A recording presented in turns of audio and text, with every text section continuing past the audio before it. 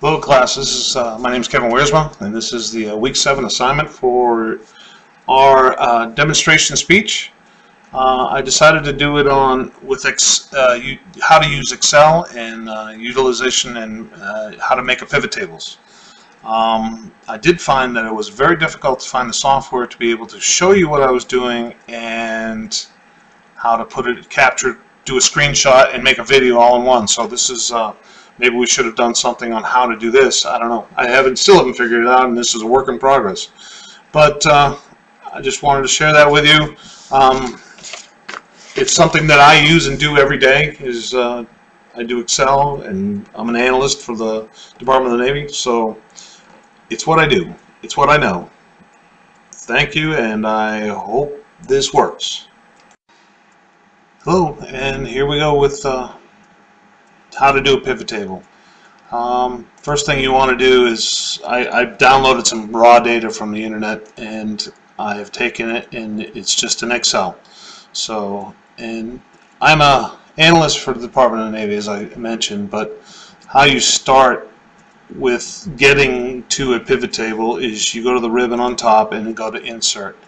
There's always multiple ways to start things in Excel, PowerPoint, all of the above, but I'm going to show you two ways right now. Is you can either select the table range, and you want to put it in a new worksheet.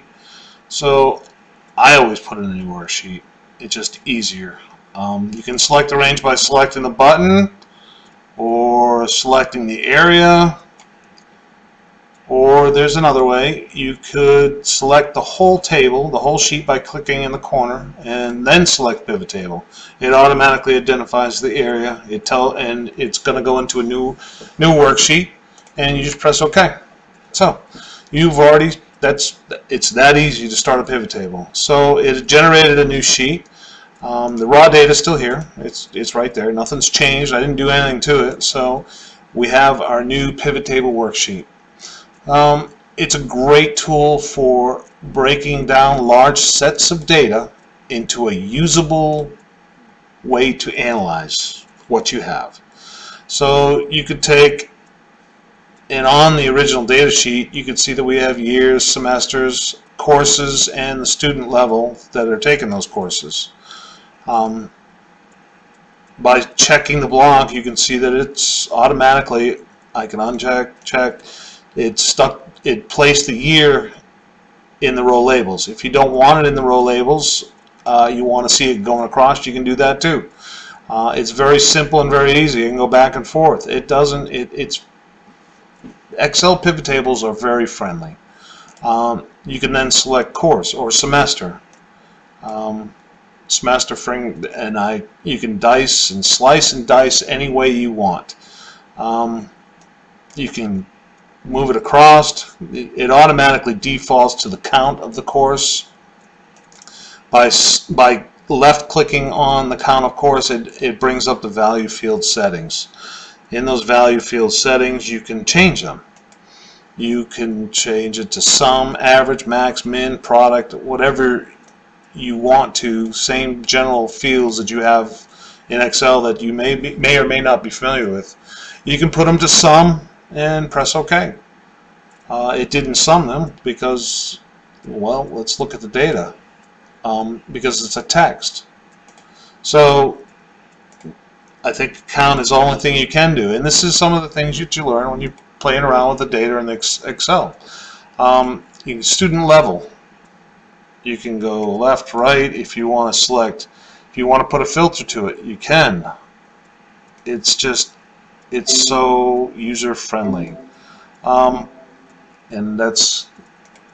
you can't place that in the pivot table field. So I've done that. There's options in design here that you can utilize. You can insert a slicer. What that is it's a glorified filter. Insert the slicer. Just let's say we want to use year and student level. Press OK. What did that do? It just put two filters off on the side, floating out here wherever you want them. So if I just select 2008 there, and that's all I have in my pivot table report, It gives me a fall and spring and which semesters they were in. So how many of those were freshmen? Well, 5 were freshmen, and 1 freshman was in the spring class. How many were juniors? Well, there was no juniors in the spring class, only juniors in the fall. Seniors were spring and fall, and sophomores are just in the spring. So it's a pretty easy, simple tool to use. I enjoy it. I'm able to crunch a lot of data quickly and easily. You can even import or develop some functions and functionality to do all kinds of things. It's great.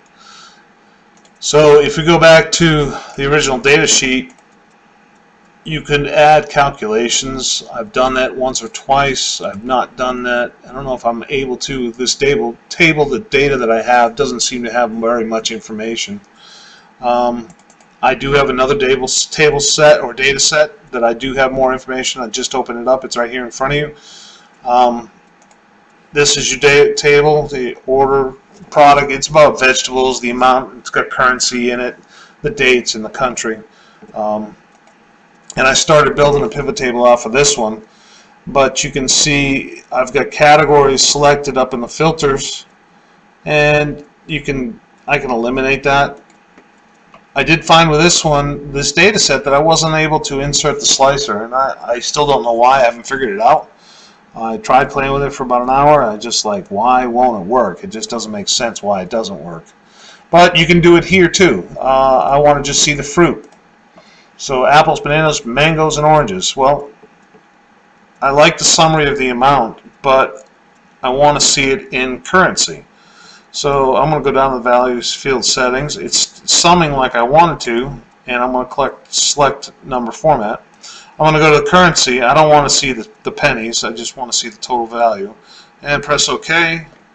Press OK once more, and now everything's in a field settings. It even gives me grand totals by country for all my fruit that we sold to that country or that was sold to that country.